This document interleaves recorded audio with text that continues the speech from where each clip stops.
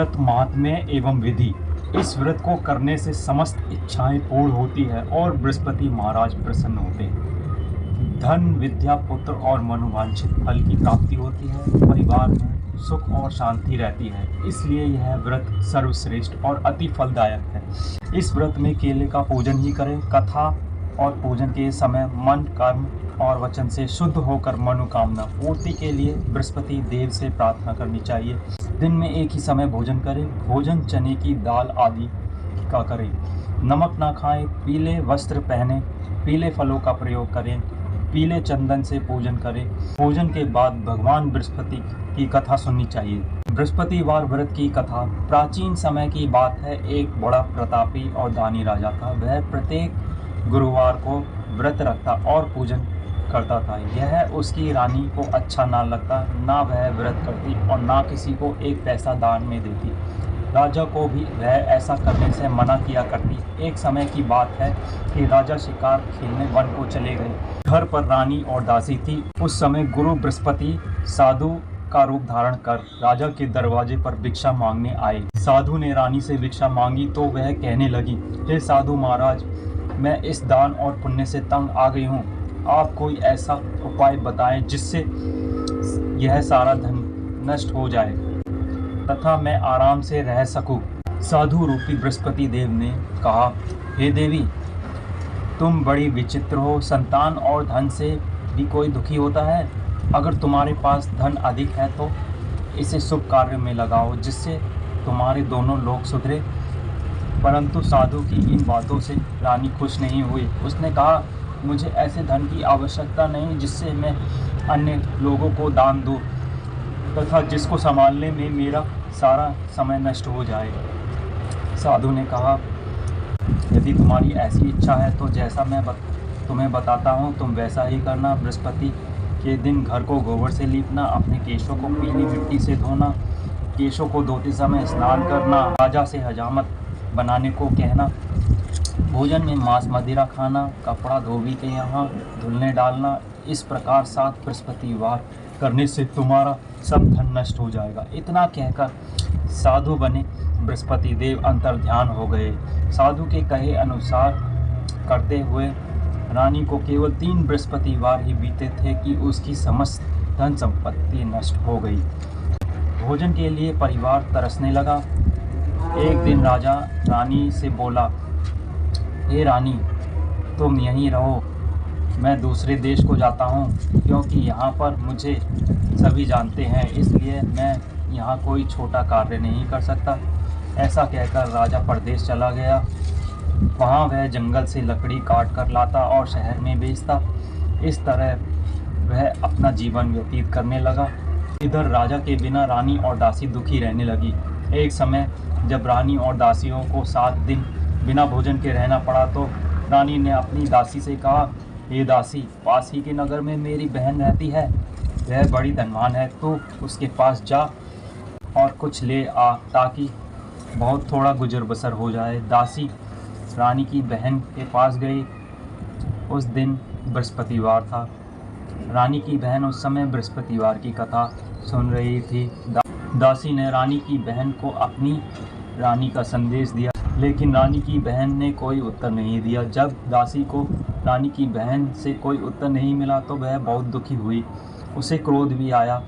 दासी ने वापस आकर रानी को सारी बात बता दी। सुनकर रानी ने अपने भाग्य को कोसा। उधर रानी की बहन ने सोचा कि मेरी बहन की दासी आई थी परंतु मैं उससे नहीं बोली, इससे वह बहुत दुखी हुई होगी।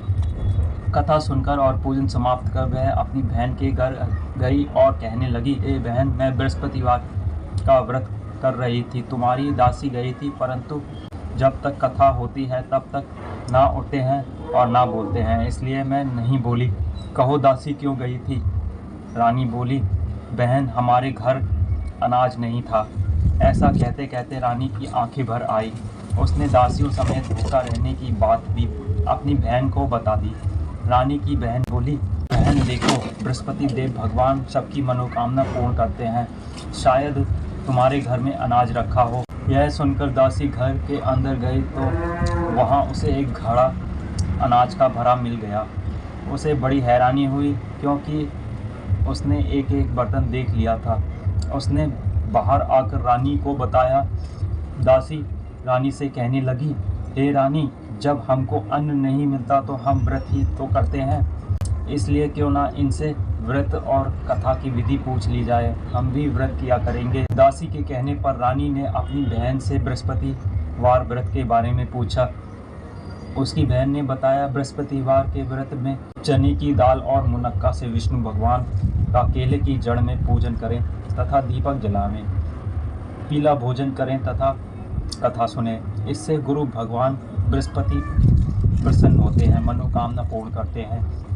व्रत और पूजन की विधि बताकर रानी की बहन अपने घर लौट गई। रानी और दासी दोनों ने निश्चय किया कि बृहस्पति देव भगवान का पूजन जरूर करेंगे। 7 रोज बाद जब बृहस्पतिवार आया तो उन्होंने व्रत रखा। गुड़साल में जाकर चना और गुड़ बीज लाई तथा उसकी दाल से केले की जड़ तथा विष्णु भगवान का पूजन किया। अब पीला भोजन कहाँ से आए? दोनों बड़ी दुखी हुई, परंतु उन्होंने व्रत किया था, इसलिए बृहस्पति देव भगवान प्रसन्न थे। एक साधारण व्यक्ति के रूप में वे 2 थालों में सुंदर पीला भोजन लेकर आए और दासी को देकर बोले, हे दासी, यह भोजन तुम्हारे लिए, तुम्हारी रानी के लिए है, इसे तुम दोनों ग्रहण करना। दासी भोजन पाकर बहुत प्रसन्न हुई। उसने रानी को सारी बात बताई। उसके बाद से वे प्रत्येक बृहस्पतिवार को गुरु भगवान का व्रत और पूजन करने लगी। बृहस्पति भगवान की कृपा से उनके पास धन हो गया, परंतु रानी फिर पहले की तरह आलस्य करने लगी। तब दासी बोली, देखो रानी, तुम पहले भी इस प्रकार आलस्य करती थी, तुम्हें धन के रखने में कष्ट होता था, इस कारण सभी धन नष्ट हो गया। अब गुरु भगवान की कृपा से धन मिला है तो फिर तुम्हें आलस्य होता है। बड़ी मुसीबतों के बाद हमने यह धन पाया है, इसलिए हमें दान पुण्य करना चाहिए। अब तुम भूखे मनुष्य को भोजन करवाओ, प्याऊ लगवाओ, ब्राह्मणों को दान दो, कुआं, तालाब, बावड़ी आदि का निर्माण करवाओ, मंदिर पाठशाला बनवाकर ज्ञान दान दो, कुंवारी कन्याओं का विवाह करवाओ, अर्थात धन को शुभ कार्यों में खर्च करो, जिससे तुम्हारे कुल का यश बढ़े तथा स्वर्ग प्राप्त हो और पितृ प्रसन्न हो। दासी की बात मानकर रानी शुभ कर्म करने लगी, उसका यश फैलने लगा। एक दिन रानी और दासी आपस में विचार करने लगी, न जाने राजा किस दशा में होंगे, उनकी कोई खोज खबर भी नहीं है। उन्होंने श्रद्धापूर्वक गुरु भगवान से प्रार्थना की कि राजा जहाँ कहीं भी हो शीघ्र वापस आ जाएं। उधर राजा परदेश में दुखी रहने लगा। वह प्रतिदिन जंगल से लकड़ी बीन कर लाता और उसे शहर में बेचता। अपने दुखी जीवन को बड़ी कठिनता से व्यतीत करता। एक दिन दुखी हो अपनी पुरानी बातों को याद करके वह रोने लगा और उदास हो गया। उसी समय राजा के पास बृहस्पति देव साधु के वेश में आकर बोले, हे लकड़हारे, तुम इस सुनसान जंगल में किस चिंता में बैठे हो, मुझे बतलाओ। यह सुन राजा के नेत्रों में जल भर आया। साधु की वंदना कर राजा ने अपनी संपूर्ण कहानी सुना दी। महात्मा दयालु होते हैं। वे राजा से बोले, हे राजा, तुम्हारी पत्नी ने बृहस्पति देव के प्रति अपराध किया था, जिसके कारण तुम्हारी यह दशा हुई। अब तुम किसी प्रकार की चिंता मत करो, भगवान तुम्हें पहले से अधिक धन देंगे। देखो, तुम्हारी पत्नी ने बृहस्पतिवार का व्रत प्रारंभ कर दिया है। अब तुम भी बृहस्पतिवार का व्रत करके चने की दाल व गुड़ जल के लोटे में डालकर केले का पूजन करो, फिर कथा कहो या सुनो, भगवान तुम्हारी सब मनोकामना को पूर्ण करेंगे। साधु की बात सुनकर राजा बोला, हे प्रभु, लकड़ी बेचकर तो इतना पैसा भी नहीं बचता जिससे भोजन के उपरांत कुछ बचा सकूं। मैंने रात्रि में अपनी रानी को व्याकुल देखा है। मेरे पास कोई साधन नहीं जिससे उसका समाचार जान सकूं। फिर मैं बृहस्पति देव की क्या कहानी कहूँ, यह भी मुझको मालूम नहीं है। साधु ने कहा, हे राजा, मन में बृहस्पति भगवान के पूजन व्रत का निश्चय करो, वे स्वयं तुम्हारे लिए कोई राह बना देंगे। बृहस्पतिवार के दिन तुम रोजाना की तरह लकड़ियां लेकर शहर में जाना। तुम्हें रोज से दोगुना धन प्राप्त होगा, जिससे तुम भली भांति भोजन कर लोगे तथा बृहस्पति देव की पूजा का सामान भी आ जाएगा। जो तुमने बृहस्पतिवार की कहानी के बारे में पूछा है वह इस प्रकार है। बृहस्पति देव की कहानी। प्राचीन काल में एक बहुत ही निर्धन ब्राह्मण था। उसके कोई संतान नहीं थी। वह नित्य पूजा पाठ करता। उसकी स्त्री ना स्नान करती, ना किसी देवता का पूजन करती। इस कारण ब्राह्मण देवता बहुत दुखी रहते थे। भगवान की कृपा से ब्राह्मण के यहाँ एक कन्या उत्पन्न हुई। कन्या बड़ी होने लगी। प्रातः स्नान करके वह विष्णु भगवान का जप करती, बृहस्पतिवार का व्रत भी करने लगी। पूजा पाठ समाप्त कर पाठशाला जाती तो अपनी मुट्ठी में जौ भरकर ले जाती और पाठशाला जाने के मार्ग में डालती जाती। लौटते समय वही जौ स्वर्ण के हो जाते तो उनको बीन कर ले आती। एक दिन वह बालिका सूप में उन सोने के जौ को फटक कर साफ कर रही थी, तभी उसकी माँ ने भी देख लिया और कहा, हे बेटी, सोने के जौ को फटकने के लिए सोने का सूप भी तो होना चाहिए। दूसरे दिन गुरुवार था। कन्या ने व्रत रखा था और बृहस्पति देव से सोने का सूप देने की प्रार्थना की। बृहस्पति देव ने उसकी प्रार्थना स्वीकार कर ली। रोजाना की तरह वह कन्या जौ फैलाती हुई पाठशाला चली गई। पाठशाला से लौटकर जब वह जौ बीन रही थी तो बृहस्पति देव की कृपा से उसे सोने का सूप मिला। उसे वह घर ले आई और उससे जौ साफ करने लगी, परंतु उसकी माँ का वही ढंग रहा। एक दिन की बात है, कन्या सोने के सूप में जब जौ साफ कर रही थी, उस समय उस नगर का राजकुमार वहाँ से निकला। कन्या के रूप को देखकर वह उस पर मोहित हो गया। राजमहल आकर वह भोजन और जल त्याग कर उदास होकर लेट गया। राजा को जब राजकुमार द्वारा अन्न जल त्याग का समाचार ज्ञात हुआ तो अपने मंत्रियों के साथ वह अपने पुत्र के पास गया और कारण पूछा। राजकुमार ने राजा को उस लड़की के घर का पता भी बता दिया। मंत्री उस लड़की के घर गया। मंत्री ने ब्राह्मण के समक्ष राजा की ओर से निवेदन किया। कुछ ही दिन बाद ब्राह्मण की कन्या का विवाह राजकुमार के साथ संपन्न हो गया। कन्या के घर से जाते ही ब्राह्मण के घर में पहले की भांति गरीबी का निवास हो गया। एक दिन दुखी हो ब्राह्मण अपनी पुत्री से मिलने गए। बेटी ने पिता की अवस्था को देखा और अपनी माँ का समाचार पूछा। ब्राह्मण ने सभी हाल कह सुनाया। कन्या ने बहुत सा धन देकर अपने पिता को विदा कर दिया, लेकिन कुछ दिन बाद फिर वही हाल हो गया। ब्राह्मण फिर अपनी कन्या के यहाँ गया और सभी हाल कहा तो पुत्री बोली, हे पिताजी, आप माताजी को यहाँ लिवा लाओ, मैं वह विधि बता दूंगी जिससे गरीबी दूर हो जाए। ब्राह्मण देवता अपनी स्त्री को साथ लेकर अपनी पुत्री के पास राजमहल पहुँचे तो पुत्री अपनी माँ को समझाने लगी, हे माँ, तुम प्रातः काल स्नान आदि करके विष्णु भगवान का पूजन करो तो सब दरिद्रता दूर हो जाएगी। परंतु उसकी माँ ने उसकी एक भी बात नहीं मानी। वह प्रातः काल उठकर अपने पुत्री का बचा झूठन खा लेती। एक दिन उसकी पुत्री को बहुत गुस्सा आया। उसने अपनी माँ को एक कोठरी में बंद कर दिया। प्रातः उसे स्नान आदि करा के पूजा पाठ करवाया तो उसकी माँ की बुद्धि ठीक हो गई। इसके बाद वह नियम से पूजा पाठ करने और वह प्रत्येक बृहस्पतिवार को व्रत रखने लगी। इस व्रत के प्रभाव से मृत्यु के बाद वह स्वर्ग को गई। वह ब्राह्मण भी सुखपूर्वक इस लोक का सुख भोग कर स्वर्ग को प्राप्त हुआ। इस तरह कहानी कहकर साधु देवता वहाँ से लोप हो गए। धीरे धीरे समय व्यतीत होने पर फिर बृहस्पतिवार का दिन आया तो राजा जंगल से लकड़ी काटकर शहर में बेचने गया। उसे उस दिन और दिनों से अधिक धन मिला। राजा ने चना गुड़ आदि लाकर बृहस्पतिवार का व्रत किया। उस दिन से उसके सभी कलेश दूर हुए। परंतु जब अगले गुरुवार का दिन आया तो वह बृहस्पतिवार का व्रत करना भूल गया। इस कारण बृहस्पति भगवान नाराज हो गए।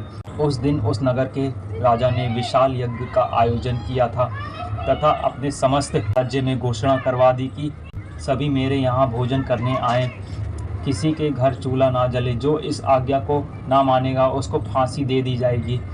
राजा की आज्ञा अनुसार राज्य के सभी वासी राजा के भोज में सम्मिलित हुए, लेकिन लकड़हारा कुछ देर से पहुंचा, इसलिए राजा उसको अपने साथ महल ले गए। राजा लकड़हारे को भोजन करा रहे थे तो रानी की दृष्टि उस खुटी पर पड़ी जिस पर उसका हार लटका हुआ था। उसे हार खुटी पर लटका दिखाई नहीं दिया। रानी को निश्चय हो गया कि मेरा हार इस लकड़हारे ने चुरा लिया है।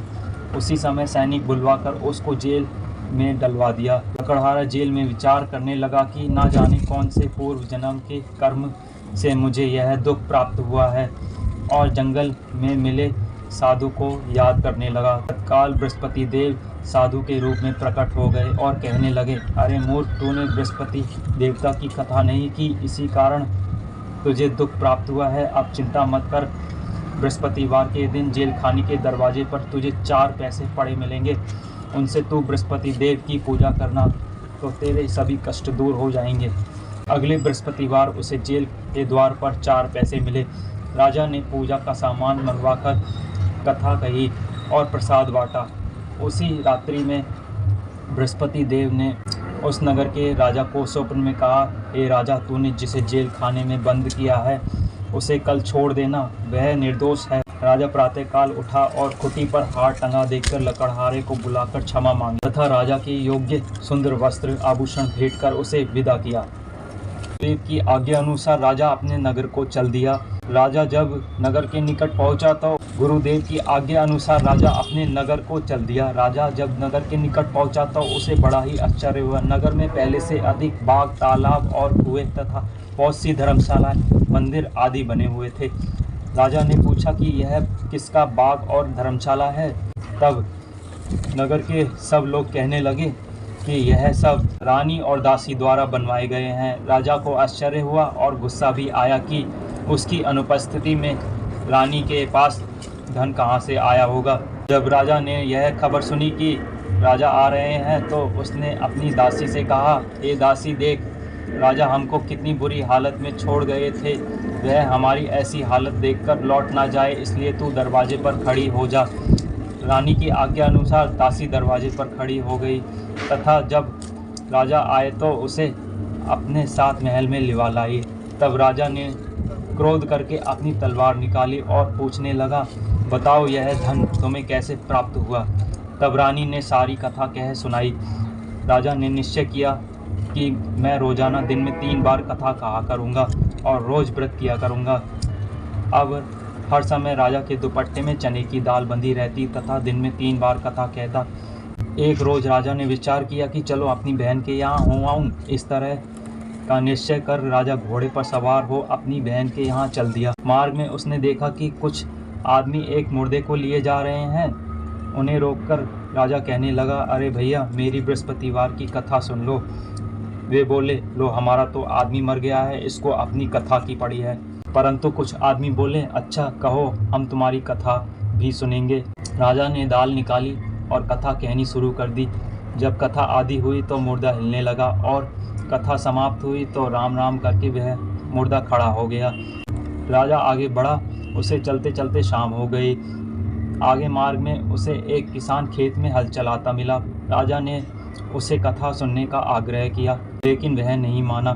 राजा आगे बढ़ा, परंतु राजा के हटते ही बैल फचाड़ खाकर गिर गए तथा किसान के पेट बहुत जोर से दर्द होने लगा। उसी समय किसान की माँ रोटी लेकर आए। उसने जब देखा तो अपने पुत्र से सब हाल पूछा। बेटे ने सभी हाल कह बताया।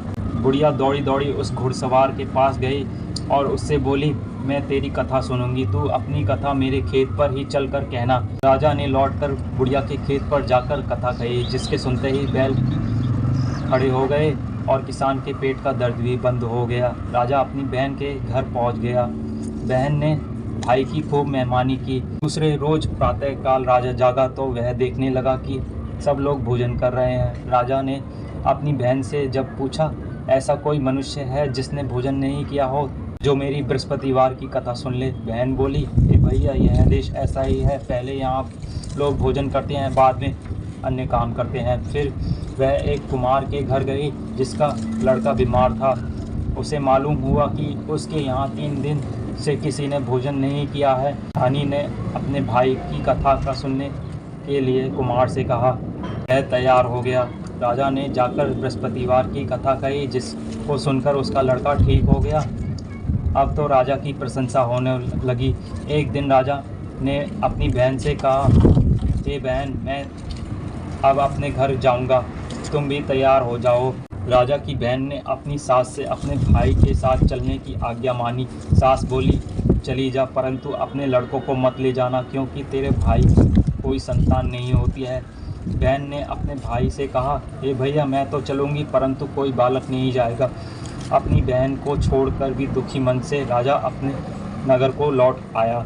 राजा ने अपनी से सारी कथा बताई और बिना भोजन किए वह शैया पर लेट गया। रानी बोली, हे प्रभु, बृहस्पति देव ने हमें सब कुछ दिया है, वे हमें संतान अवश्य देंगे। उसी रात बृहस्पति देव ने राजा को स्वप्न में कहा, हे राजा उठ, सभी सोच त्याग दे, तेरी रानी गर्भवती है। राजा को यह जानकर बड़ी खुशी हुई। 9वें महीने में गर्भ से एक सुंदर पुत्र पैदा हुआ। तब राजा बोला, हे रानी, स्त्री बिना भोजन के रह सकती है परंतु बिना कहे नहीं रह सकती। जब मेरी बहन आए तुम उससे कुछ मत कहना। रानी ने हाँ कर दी। जब राजा की बहन ने यह शुभ समाचार सुना तो वह बहुत खुश हुई तथा बधाई लेकर अपने भाई के यहाँ आई। रानी ने तब उसे आने का उलाहना दिया। जब भाई अपने साथ ला रहे थे तब टाल गई, उनके साथ ना आई और आज अपने आप ही भागी भागी बिना बुलाए आ गई। तो राजा की बहन बोली, भाई मैं इस प्रकार ना कहती तो तुम्हारे घर औलाद कैसे होती। बृहस्पति देव सभी कामनाएं पूर्ण करते हैं। जो सद्भावना पूर्वक बृहस्पतिवार का व्रत करता है एवं कथा पढ़ता अथवा सुनता और दूसरों को सुनाता है, बृहस्पति देव उसकी सभी मनोकामनाएं पूर्ण करते हैं, उनकी सदैव रक्षा करते हैं। जो संसार में सद्भावना से गुरुदेव का पूजन एवं व्रत सच्चे हृदय से करते हैं, उनकी सभी मनोकामनाएं वैसे ही पूर्ण होती है जैसी सच्ची भावना से रानी और राजा ने बृहस्पति देव की कथा का गुणगान किया तो उनकी सभी इच्छाएं बृहस्पति देव ने पूर्ण की। अनजाने में वह बृहस्पति देव की उपेक्षा ना करें, ऐसा करने से सुख शांति नष्ट हो जाती है। इसलिए सबको कथा सुनने के बाद प्रसाद लेकर जाना चाहिए। हृदय से उनका मनन करते हुए जयकारा बोलना चाहिए। बोलो बृहस्पति भगवान की जय।